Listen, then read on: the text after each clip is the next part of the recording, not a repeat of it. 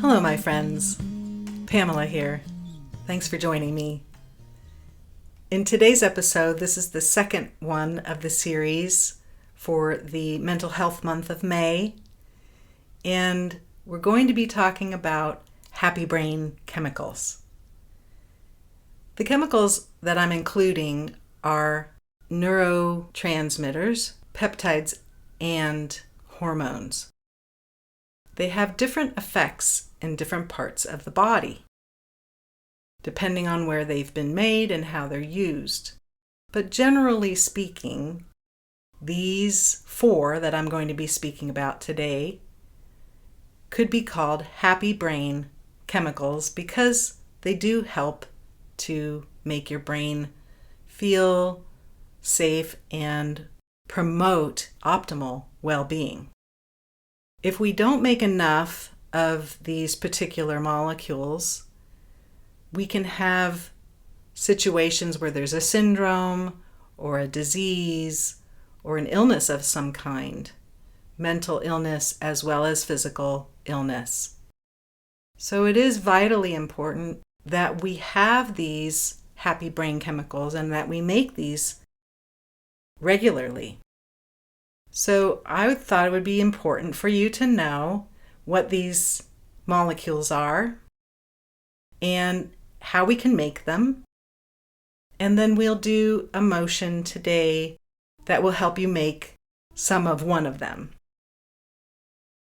In the series, in this show, Move into Resilience, I have included motions that will help to stimulate the production of these happy brain chemicals because it is important for our optimal functioning and also for our optimal well-being in both our mind and our body.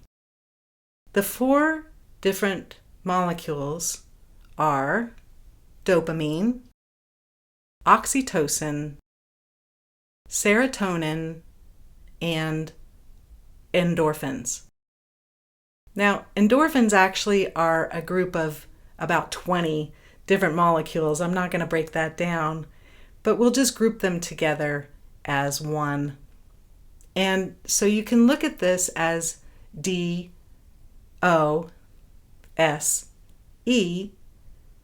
for the first letter of each of these molecules, and it spells out the word dose. So it might help you to remember that if you have a dose of these happy brain chemicals, you will be doing yourself a good favor. Let's talk about them a little bit. Dopamine is one of the ones that, if we don't have enough of it, can cause things like addiction, Parkinson's, restless leg, ADHD, ADD, schizophrenia, fibromyalgia, autoimmune disorders, high blood pressure, nausea, and diabetes. It's considered to be the motivation or reward chemical, and how we make more is discovering new things, learning, movement, accomplishing something, smiling, reflecting on reward-related memories, creating, and listening to music that you enjoy.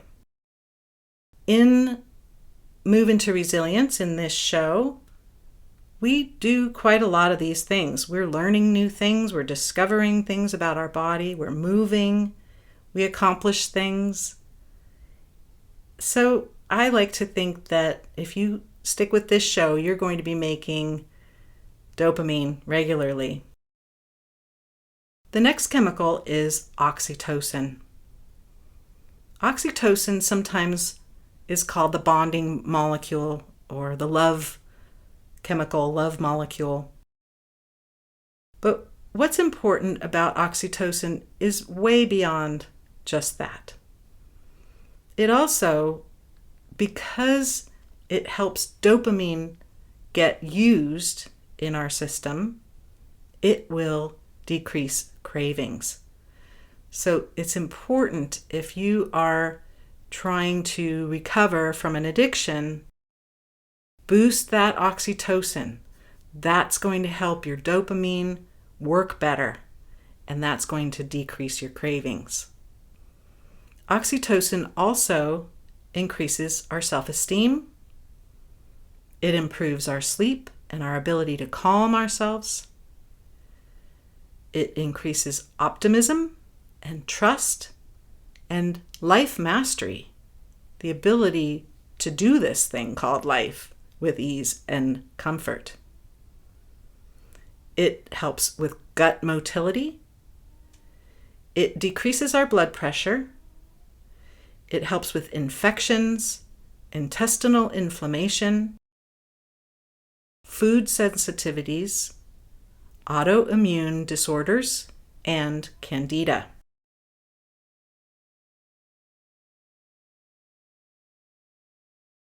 And how do we make more oxytocin? Movement, mindfulness, deep breathing down into the bottoms of the lungs, sigh with relief, getting warm, expressing or sensing loving kindness, when we appreciate, when we hug. And this is important to know. It doesn't even have to be real. It can be an imaginary hug. When we sing with others, we also make oxytocin.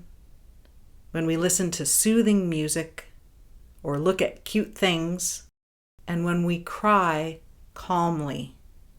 It's not the big, loud, bawling kind of crying, but just gentle crying, which happens oftentimes when we feel that sense of love and connection to others.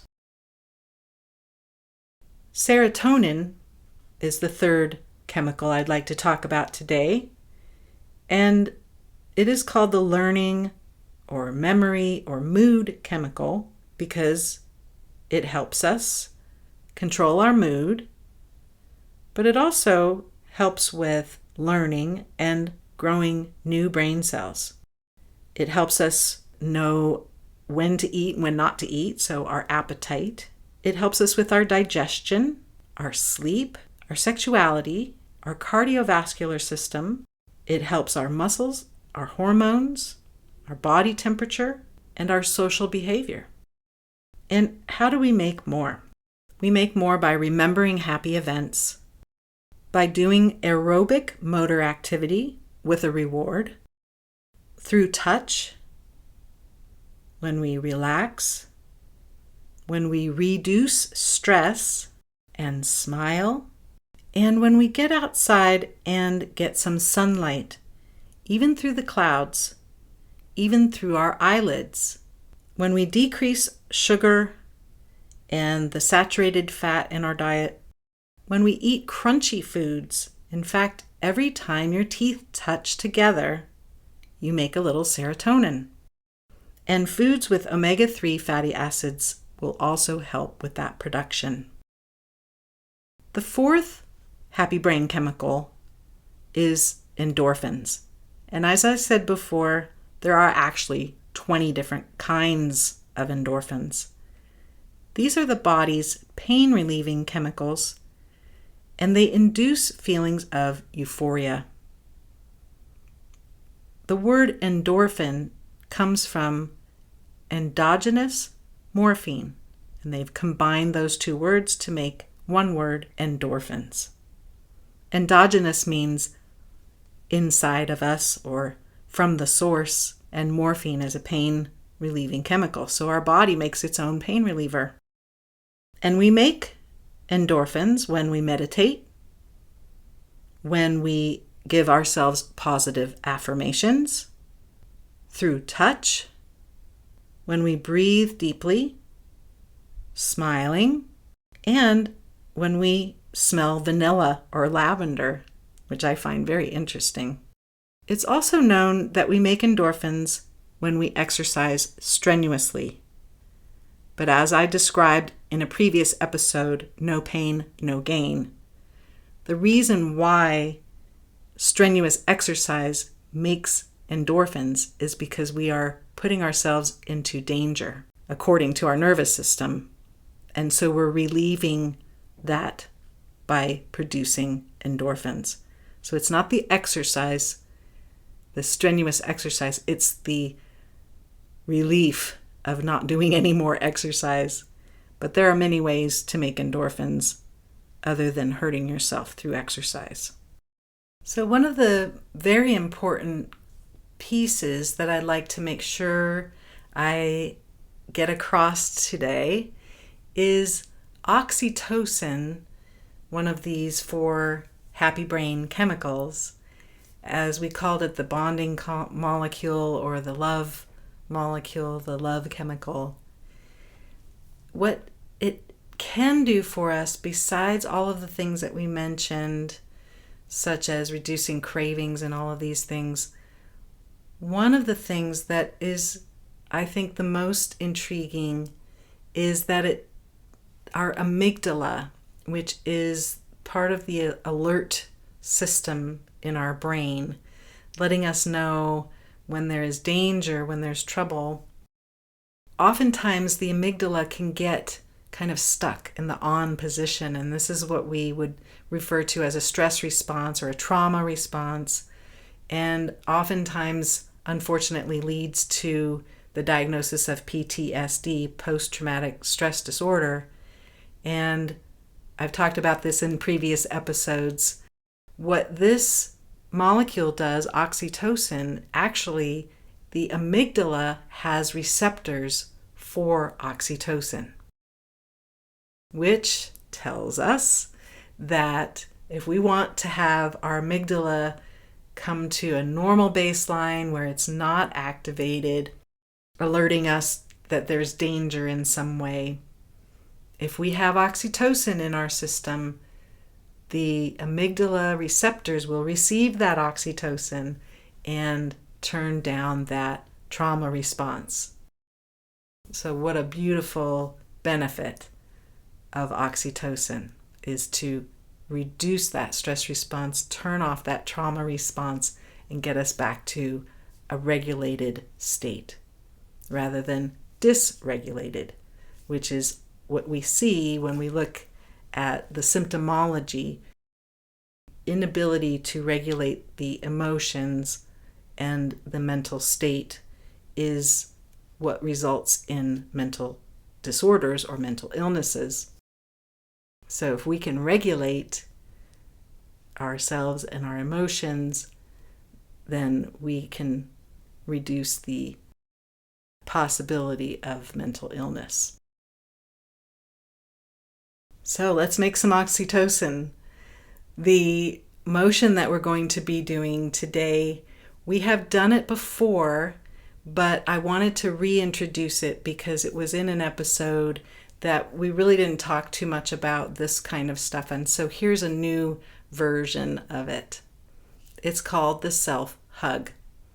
So one of the ways that you can make oxytocin is through hugging, but it doesn't have to be with another person. That's what I'm going to show you here now. You can do this for yourself. And I have created this self-hug as a little bit of a different way of doing it than it was originally taught. I learned it through the Feldenkrais method, but the way that they're doing it is a little different because they're doing it in a way of pulling and releasing the body in a rocking way, and that's great. But what I've done is I've added in a little difference to it that you'll see. I'll explain that to you. So the way that the self-hug works is you're going to be bringing one hand across the body to the other side. So let's say your left hand is underneath your armpit of your right arm and just holding there. The right hand will then come to the upper arm on the deltoid muscle. And that's what's important here, is that it's the deltoid muscle. So if we're having our hands in these two places, holding here will stimulate, specifically the hand on the deltoid muscle will stimulate a reflex that relates to what we identify in our system as connection. And you may recall from the episode just before this one, we talked about connecting. This is what we're doing here, is having that hand on that deltoid muscle allows us to feel connection. So just holding here, or you can tap your hands. You can tap them at the same time or alternating, just tapping your fingers gently in those places and just holding here and just being here with yourself, for yourself, just feeling that connection and just breathing gently and just holding here and trying to hold with as little effort as possible. So it's not that we're squeezing ourselves, but just gently holding like we would a small child or a small animal. Just gentle and kind and breathing. And you may notice after a little while you feel a little more settled, a little calmer. You're finding a little ease, and that's great. You're producing oxytocin right now. And then go ahead and let your hands relax, let your arms come down, and take a little break. And notice how you feel. Notice any kinds of sensations that might be happening for you. And then we'll go ahead and switch to the other side. So now you'll take your right hand and bring it underneath your left armpit and just hold that side of your body, the side ribs there. And then your left hand is going to come to the deltoid muscle, which is the upper arm, just below where the shoulder starts. And we're just holding here gently. And you can pat with your hands. You can do one, then the other, pat back and forth, or at the same time. Or you can just hold gently. And again, we're just staying here, just being here for ourselves and enjoying the sensations. And breathing.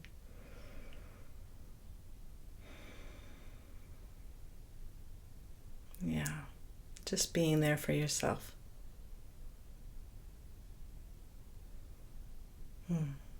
So nice. So nice making oxytocin for ourselves. Got some power here. You can do this for yourself anytime. And then go ahead and let your hands come away from your body. And you can relax them down in your lap or by your sides, wherever it's comfortable.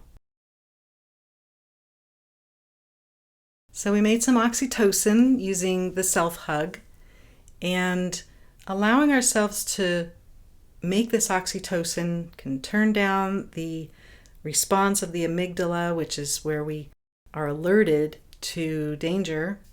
It sends out signals that say, we got to be ready. There might be some problems here.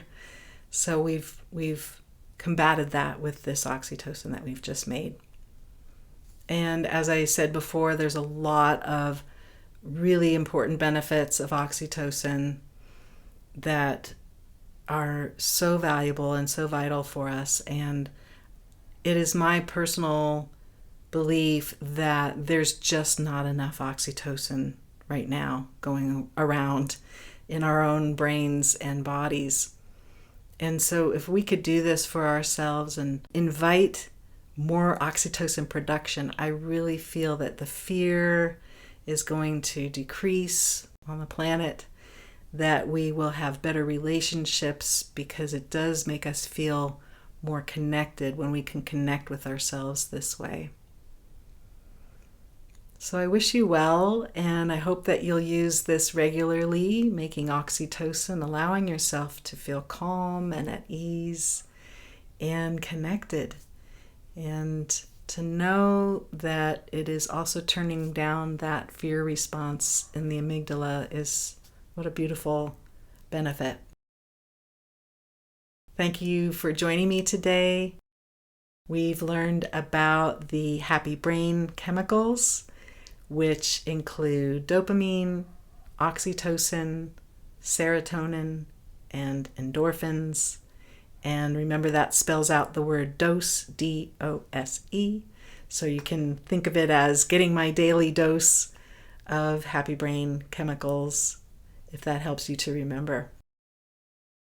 I will have a link in the show notes for a document that I created which shows all of the things that we talked about today.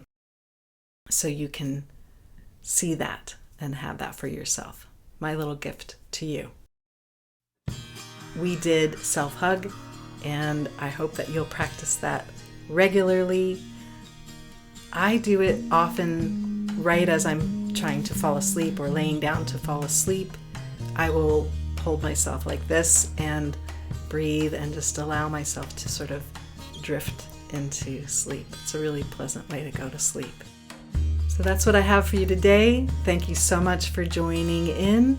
Send yourself some appreciation for doing this with me today. This has been Move into Resilience. I'm Pamela Stokes. Take it easy.